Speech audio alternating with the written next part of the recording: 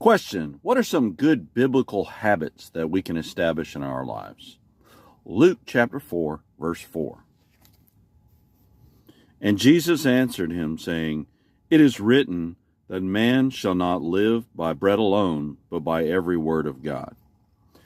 So it's a good idea to make a habit of being in the Word of God every day. Now, when you're establishing a habit, one of the things I like to do, there's a great book called Atomic Habits by James Clear, and I read that book. I have it on Audible, and so I listen to it a lot when I'm driving. And one of the things he talks about, and by the way, it is a secular book, it's not a Christian book, so as I like to say, eat the chicken and spit out the bones, but it's packed with biblical principles. And what I find is that, he talks about make it easy, make it obvious, make it easy.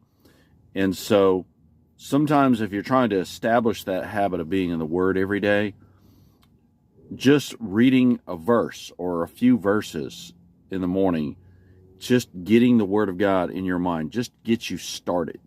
Now, there's something else he talks about in the book called the Diderot effect. So you start reading that one verse, next thing you know, you're reading the verse under it, and then you're reading the verse under it, and then you're reading it. Next thing you know, you've read a chapter or two. But the most important part of establishing that habit is just to get it started. Okay? So even if you only read that one verse, be consistent. Start your day, read a verse. If you've got an app or something like that, some kind of daily devotional that just gives you something to get you started. And then what you want to do is just as you do that, it's going to help your hunger for the Word to grow.